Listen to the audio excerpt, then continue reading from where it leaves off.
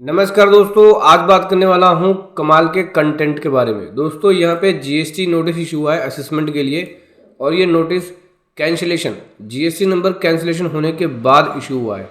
मतलब कि tax payer का जीएसटी नंबर कैंसिल हो गया, कैंसिलेशन ऑर्डर आ गया, उसके बाद भी अब जीएसटी का असेसमेंट हो रहा है। हाँ जी दोस्तों, देख सकते हैं 2021 के अंदर इसका जीएसटी नंबर का कैंसिलेशन हो चुका था। उसके बाद भी जो पुराने केसेस है वो खोल के उसका असेसमेंट किया जा रहा है। इस प्रकार से नोटिस आ रहा है, देख सकते हैं मिसमैच का नोटिस है प्रॉपर। तो चलिए डिटेल में समझेंगे कि कैसे कैंसिलेशन होने के बाद भी आपका असेसमेंट हो सकता है या नोटिस इशू किया जा सकता है, और इस तरह के केसेस में क्या कर सकते हैं। बहुत कुछ सीखने को मिलेगा, बहुत कुछ समझने को मिलेगा। उससे पहले बताना चाहूँगा, जो भी भाई बंधु मेरे चैनल पर पहली बार है, इस वीडियो को पहली बार देख रहे हैं, जिन्होंने अभी तक सब्सक्राइब नहीं किया, सब्सक्राइब कर लीजिए, साथ ही साथ बेल आइकन पे भी क्लिक कर लीजिए ताकि इस तरह का कंटेंट आपको मिलता रहे।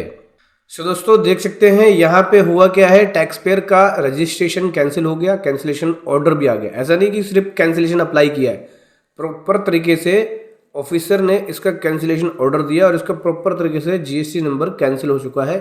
और देख सकते हैं इफेक्टिव डेट ऑफ कैंसिलेशन 30/6/21 है।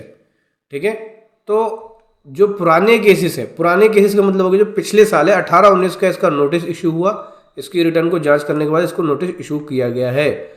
और देख सकते हैं ये है नोटिस, और लगभग मैं बात करूं तो ये जो नोटिस है लगभग 4 पेज का है, जहां पे प्रॉपर तरीके से एक एक चीज़ की रिकन्सिलेशन की गई है। आपकी 3B-R1 की रिकन्सिलेशन है, GSTR 9 और 9C की रिकन्सिलेशन है, जहाँ पे इसका कुछ मिसमैच भी बना है। देख सकते हैं ये रहा मिसमैच, ये टैक्स लायबिलिटी बनेगी और कोई मिसमैच नहीं है। ठीक है, और इसके बाद इससे रिलेटेड जो असेसमेंट होता है, असेसमेंट से रिलेटेड बहुत सारी चीज़ें मांगी गई है, जैसे कि बैंक बुक, बैंक स्टेटमेंट बोले तो, ITR, trading account, balance sheet, ये सारी चीज़ें, क्योंकि जब भी असेसमेंट होता है तो लगातार लगभग ये सभी चीज़ें मांगते हैं। जीएसटी नंबर कैंसिल हो जाए तो असेसमेंट नहीं हो सकता, ऐसा नहीं है बिल्कुल भी। जीएसटी नंबर कैंसिल हो जाए तो भी असेसमेंट हो सकता है। अगर आपने जीएसटी नंबर बंद करा दिया है, बिजनेस ऑपरेट नहीं कर रहे हो, बिजनेस नहीं चला रहे हो, तो भी आपको नोटिस आ सकता है, और उस केस में आपको जीएसटी असेसमेंट कराना होगा। इस तरह के केसेस में नोटिस का प्रॉपर आपको रिप्लाई देना होगा, प्रॉपर यहाँ पे असेसमेंट कराना होगा। आप चाहे तो हमारी पेड सर्विसेज भी ले सकते हैं जीएसटी नोटिस के रिप्लाई के लिए, जहाँ पे बेस्ट प्रोफेशनल के द्वारा आपको पेड सर्विसेज दी जाती है। पेड सर्विसेज का लिंक वीडियो के डिस्क्रिप्शन में है। सो इस प्रकार से आपको नोटिस आएगा। अब तो यहाँ पे जो डिफरेंस है, या तो आप DRC 03 के थ्रू पे करो, या फिर जो डिफरेंस है उसका प्रॉपर रीजन दो क्यों डिफरेंस है। ठीक है, आपके पास प्रॉपर बिल है तो वो बिल बताओ, एक्सेस ITC ले लिया तो वो बताओ, तो उसके अकॉर्डिंग आपको यहाँ पे रिप्लाई देना होगा और अपना रिप्लाई सबमिट करना होगा। और असेसमेंट में जो जो डॉक्यूमेंट मांगा है वो आपको देना पड़ेगा।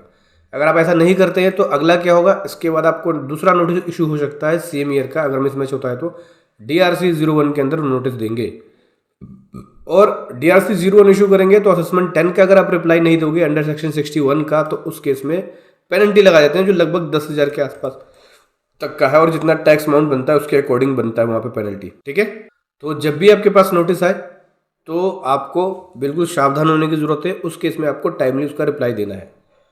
वीडियो कैसे लगी जरूर बताएं। Thank you so much. जय हिंद, वंदे मातरम।